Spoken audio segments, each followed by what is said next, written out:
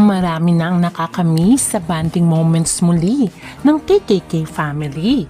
Especially, ngayon ay very close na muli si Katrina Halili at Chris Lawrence. At makikita nga sa videong ito na napakasaya nila kahit malayo si Chris Lawrence dahil nasa Amerika ito ay talaga naman milestone matter dahil nakakausap niya ang kanyang mag-ina.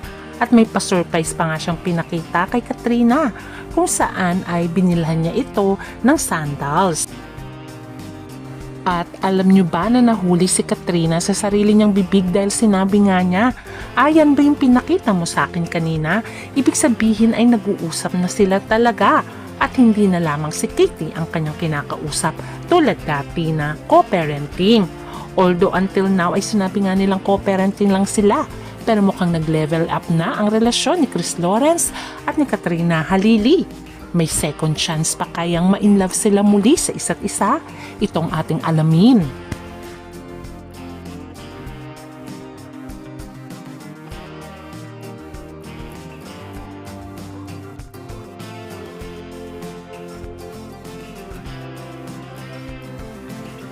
Ang napapansin ng mga KKK fans ay mukhang hindi lamang co-parenting ang ginagawa ngayon ni Chris Lawrence at Katrina Halili.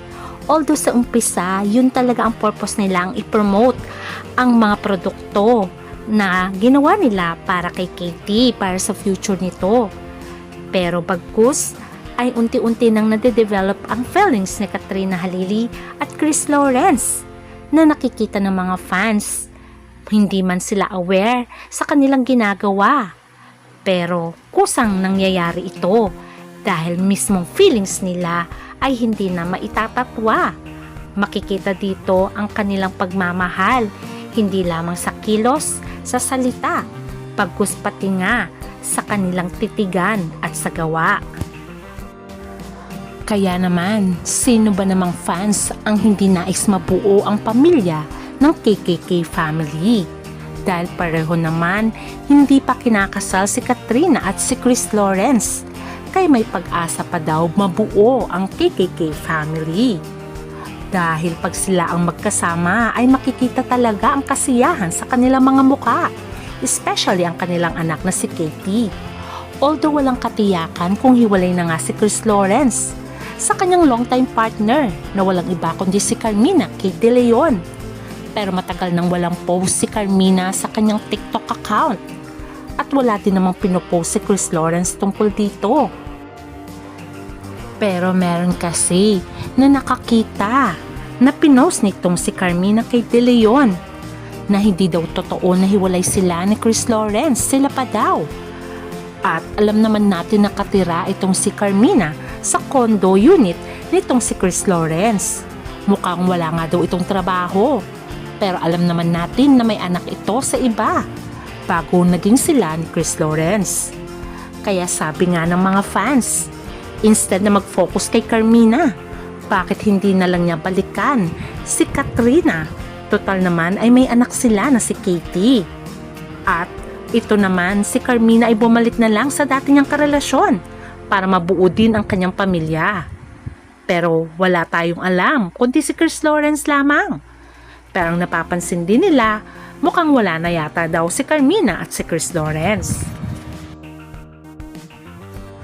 Kung ating matatandaan, ay masyadong nagselos yata itong si Carmina kay De Leon during the birthday of Katie, kung saan ay magkasama si Chris Lawrence at Katrina at Katie sa J Castles. Dito nagsimula kung saan ay nagpaparinig itong si Carmina kay De Leon. At mukhang si Katrina ang kanyang pinaparinggan. Pero anong magagawa natin? First love nitong si KL, itong si Katrina. At hindi rin mawawala na may anak sila. At syempre nung Valentine's, bago umalis si KL, ay pumunta muna ito sa shooting ni Katrina, kung saan ay nagbiruan pa nga sila about the cake. At nung Valentine's mismo ay nagpadala pa ng bouquet of flowers at regalo itong si KL kay Katrina. Kaya kung sila pa nitong si Carmina, for sure magsiselos yun. At ang nakakapagtaka pa sa kanilang vlog ay nag-house tour sila. Alam naman natin na isa sa dahilan ng paghihiwalay ni Katrina at KL ay hindi pa financially stable noon si KL. At sinabi pa nga ni Katrina bago sila magpakasal, kailangan financially stable na. May bahay na daw sila at syempre, emotionally, physically at financially ay stable na sila pareho. Kaya hindi itinuloy ang kasal. Pagkus ay nag-focus muna sila kay Katie. Kaya sa umpisa pa lang alam na natin na ang nais talagang pakasalan ni Chris Lawrence ay walang iba kundi si Katrina Halili. Kaya hindi natin masisisi kung hanggang ngayon ay wala siyang pinakasalan. Although nagkaroon siya ng anak nang maghiwalay sila ni Katrina. At ito ay walang iba kundi ang anak niya sa non-showbiz na walang iba kundi si Lyric, anak niya kay Joyce. Pero makikita na love din ni Katrina si Lyric. At makikita naman sa larawang ito na parang tinuturing niya na ring anak si Lyric. Kaya swerte daw ni Chris Lawrence kung si Katrina ang kanyang mapapangasawa dahil tanggap nito ang kanyang nakaraan. Kaya nga sabi nga nila, sana nga ay sila na muli ni Chris Lawrence.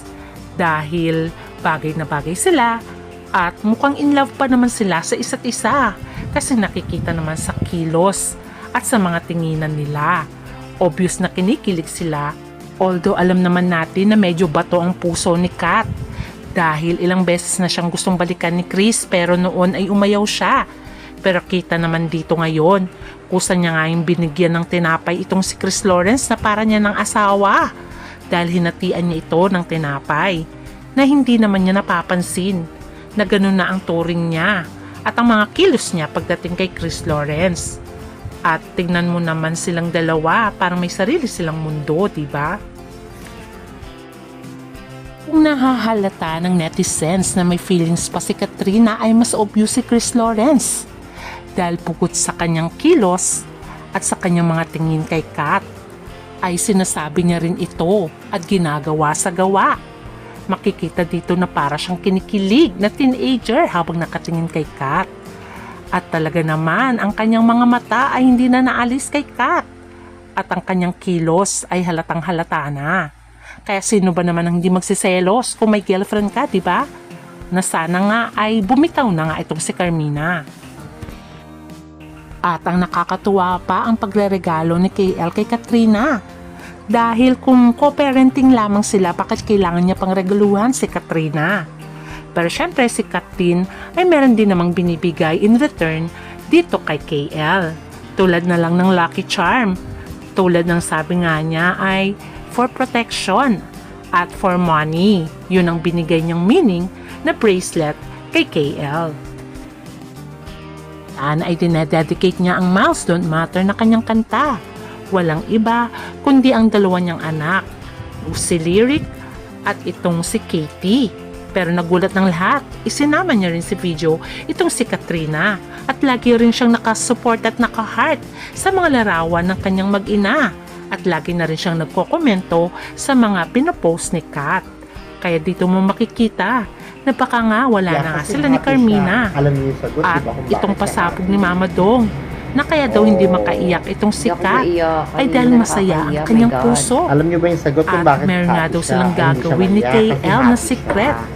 Abangan daw ito. Shoutout sa inyong lahat. Kaya maraming fans ang kinikilig.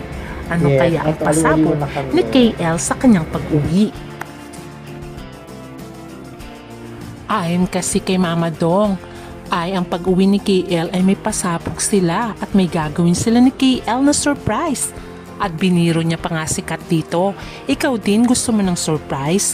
Panoorin ng video kung saan Ni ay nabanggit KL? niya ito ni Mama I Dong. think mga March. Hopefully. So abangan nyo kung saan kami magsasama ni KL. Pero kasi kami gagawing dalawa ni KL na surprise sa inyo. Ha? So surprise namin kayo ni KL. Nang ano? Abangan. Kaya abangan nila. Hoy, ikaw din. Bakit Gusto di mo ka surprise? maiyak, ma'am? Di ko At nito lately ay bumabalik na ang matamis nilang pagtitinginan sa isa't isa at ang concern sa isa't isa. At nandun ang biruan nila. Ipapakita Nawala yung dito na headache wala ko. daw ang sakit ng ulo ni Chris Lawrence dahil daw sa kanta. Sa kanta ni ko siguro Katrina. nawala yun. O di ba nga naman? Kaya nga nakakatuwa Lamig eh. at maraming na nakakamiss sa kanilang Siguro. banding together. Ano? At O, diba? syempre ang pa-surprise ni Chris Lawrence. Ano kaya ito? Proposal na kaya ito? Marami nang excited. Kaya naman, tulad ng sinabi ni Chris Lawrence, na for sure marami silang gagawin bilang family. At ang kanilang banding ay magtuloy-tuloy na. At sana nga daw ay mabuo na rin ang pamilya talaga nilang KKK family. Malay natin ay ang surprise ni Mama Dong at nitong si Chris Lawrence ay bigla na lamang susulpot si Chris Lawrence sa El Nido kasi alam naman natin na magbabakasyon si Katrina at si Katie sa El Nido this summer at baka doon maso-surprise si Katrina at itong ating aabangan. Pero for sure, sana more than that pa. Sana nga mag-propose na nga itong si Chris Lawrence kay Katrina. At ano sa tingin nyo, ano kaya ang surprise ni Mama Dong at ni KL? Comment down your thoughts.